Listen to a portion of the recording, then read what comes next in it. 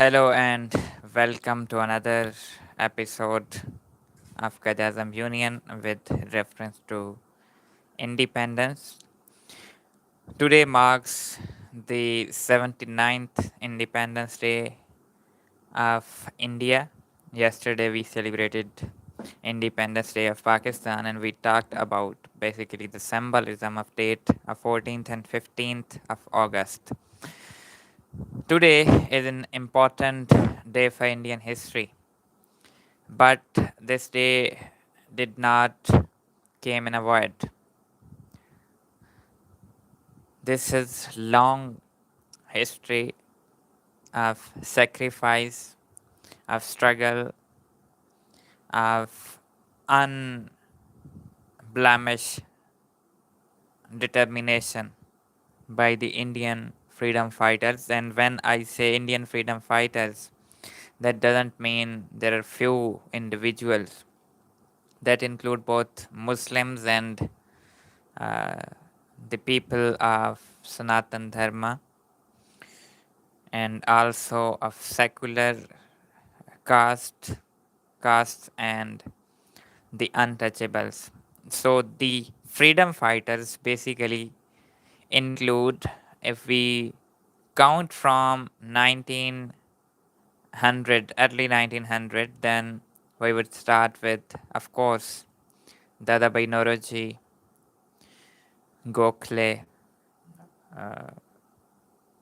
Mr. Tilak, Sirojun Nedini, Muhammad Ali Johar, Shaukat Ali, Muhammad Ali Jinnah, Motilal Nehru, Abdul Kalam Azad, Liaquat Ali Khan, Sardar Abdul Rab Nishtar, Raja of Mohammadabad,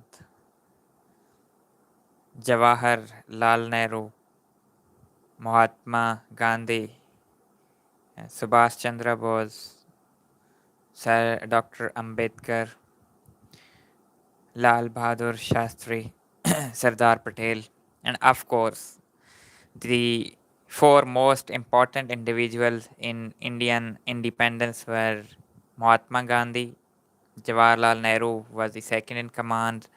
Sardar Patel and Jawaharlal Nehru had lot of conflicts, but they get along well, despite the fact that they did not like each other ideologies. Then there were Abdul Kalam Azad, who was Muslim, that were part of Congress, and of course Muhammad Ali Jinnah and Liaquat Ali Khan. These were the 6 or 7 most important individuals in Indian freedom struggle. Now, if because we have talked lot about Muslims demand, Muslim determination for separatism, today we are going to talk about Mr. Gandhi, Nehru, Patel, and Mountbatten. This episode is clearly important in terms that how basically Gandhi shaped Indian narrative for peaceful, non-violent struggle for independence. And yesterday we also talked about that the idea of non-violence basically came from Leo Tolstoy, who basically wrote to another person, not Gandhi, in a letter to Hindu. He argued for non-cooperation, non-violent resistance. That letter was basically read by Gandhi, and then Gandhi took that idea of non-violence, non-cooperation from Leo Tolstoy. And when he returned to India after Africa in 1915 and 16, then he used that idea for Indian freedom struggle. Now, in 1915 and 16, there was another young man who was starting his career in politics of India, but he was very radical, he was very determined, he was very sharp, he was very intellectual, and his name was Jawaharlal Nehru. He was the son of famous Motilal Nehru, and they were basically Pandits who migrated from Kashmir. Nehru was so much determined to get independence that even in 1919 and 1920s, he called for declaration of independence, and quite a time he actually declared independence, and that happened in 1929 when, in Lahore session of Congress, he presented an independence resolution for Indian independence, and 1st January was basically celebrated as the day of India India's independence. In this same era, in 1920s, there was another personality that is very much liked by Bharatiya Janata Party because of his, very strict stance not only against Muslims but for his strong belief in Akhand or United Bharat. His name was Sardar Patel. But we have very evident examples in history that many a time Sardar Patel was basically subdued by Mahatma Gandhi, and Gandhi basically preferred Jawaharlal Nehru instead of Patel in 1926, when Patel and Nehru fought for the presidential election of the Congress. Gandhi basically supported Nehru against Patel, and he asked Patel to withdraw his candidacy, despite the fact that Gandhi, forsaken his case of candidacy in favor of Nehru, and Nehru won election against Patel. And again in 19, I almost 35 or 36, Sardar Patel again fought election against Nehru, and Nehru has only limited support. But again, Gandhi came to his rescue, and Gandhi said that, look, those who want to vote for me should vote for Gandhi, should vote for Nehru, because Nehru is the candidate which I would prefer to be president of Congress. Again, Sardar Patel thought he was betrayed, and Sardar Patel lost the election. Fast forward, if we come to 1946, again there was election. Again, people voted in favor of Sardar Patel, and again Gandhi came and he publicly asked Sardar Patel to relinquish his candidacy despite the fact that he won the election of presidentship of Congress. And Gandhi basically said that, of course, Sardar Patel is a great leader, but we don't need him at the state level. We need him for the people. The state needs Jawaharlal Nehru. These were the words of Gandhi, and again Sardar Patel had to, withdraw his candidacy, and Jawaharlal Nehru became president of Congress. And of course, the president of Congress was to become the prime minister of independent India, and that is what happened with Nehru. And Sardar Patel was then second in command. He was interior minister and vice prime minister. So, the 1930s was the era when the dynamics in Indian freedom struggle changed. There was mass popular politics and mass movements by the Congress, by Mahatma Gandhi, supported by Jawaharlal Nehru. And in fact, at multiple times, they both were in jail, but still, they were carrying the movement. And in 1935 6 election, Congress swept the election, and they made government in almost 7 to 8 provinces out of 11. But they quit government in 1939 September due to the British declaration of Indian war on Germany, and that was disliked by Nehru, and they said that, look, we are the government, but British government did not ask the opinion of Indian elected government. They claim to fight for democracy, but they are subduing democracy. They claim to fight for freedom of Europe, but they are themselves occupying a huge continent. That is contradiction. That's why they resigned the seats from the government, and they started mass politics, and that led to Quit India movement in 1942. That was failed due to capture of Gandhi and Nehru. And fast forward, we see Jinnah Gandhi talks in 1944. But the most important year was 1946 when cabinet mission came, and in this mission British basically divided India into three zones, two of Muslim and one of uh, Indian Union. And they said if no province want to remain part of Union, they could choose their own separate state, separate constitution, and that was basically the implied idea of Pakistan, and that's why Jinnah accepted that cabinet mission. Nehru rejected cabinet mission firstly, but then they again accepted cabinet mission on the premises that we would change it later. This was clue that Jinnah basically said that if Nehru is publicly saying that they are gonna derail the mission statement, then they also rejected cabinet mission and they demanded full, clear, sovereign Pakistan. But in 1947 March, British appointed a new viceroy, a new governor, that was Mountbatten, and his wife, basically, the name Edwina Mountbatten. She was quite fond of, handsome man, and he found Nehru quite an interesting personality. And in her book, The Daughter of East, the daughter of empire, the daughter of Edwina wrote about Nehru and Edwina relation. Mean her mother relations with Jawaharlal Nehru, and she basically said that they were in a quite a romantic relationship. They always would, uh, you know, uh, meet in Lan and Rome, and Mountbatten knew. And she quotes one anecdote when Mountbatten was eating lunch in the lounge, and he asked basically her daughter to call Jawaharlal Nehru, who was in the upper room.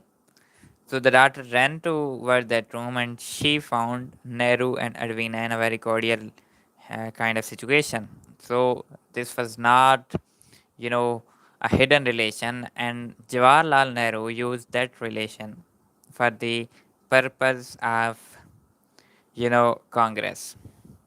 Nehru basically pumped the ears of Mountbatten through Edwina, and when the 3rd June 1946 plan uh, came to India, Nehru was able to see that, and he forced Mountbatten to change that plan. And that's where Mountbatten deceived Muslim League, deceived Jinnah, and created a conflict that still lasts after 80 years. Nehru asked Mountbatten to give this Pathankot, Firozpur, Gurdaspur to India that gave access to Kashmir. So Muslims demanded that these regions should have been given to Pakistan because they were Muslim majority. But by allocating these regions to India, Mountbatten basically, sowed a seed of discomfort, seed of conflict that is still unresolved. This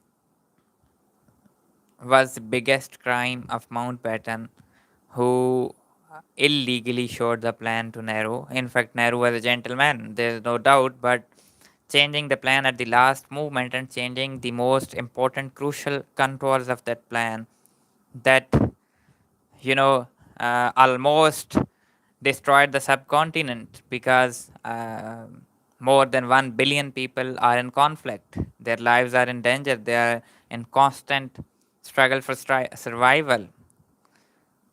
But again, at the last moment, Gandhi asked Mountbatten to give premiership of United India to Jinnah and avoid partition. But now the die was cast. It was clearly impossible to revert that decision. It was clearly impossible to change the course of history at that time. And Mountbatten basically laughed at this argument that Jinnah would accept the premiership of United India, and Patel or Nehru would accept that. And in fact, Patel and Nehru both rejected this idea that we're not going to give premiership to Muhammad Ali Jinnah. So I think on Indian side, those who think that only Jinnah was responsible for partition, that are clearly logical reasons that Jinnah demanded Pakistan. In 1916, Jinnah was the prominent leader. He was pushed to the side. In 1920s, he made compromise on separate electorate, called for united constitution. He was again pushed to the side by Nehru report. In 1937 elections, when Muslim League got number of seat, and again they were pushed to the side, denied ministries in the central government, and Jawaharlal Nehru basically discarded Muslim League that they would soon merge into the Congress. And in 1945 and 46, again they were betrayed by the Congress statement that they are not going to, implement full statement of mission, that was cabinet mission. And in fact, even the 3rd June plan was altered by the Mountbatten on the instigation of Lord Edwina Mountbatten through Nehru. So this is basically the whole story of the struggle of the partition. And this is not just, cannot be described in a video, because there was so much emotion bound to the country. Nobody wanted that huge country to be divided.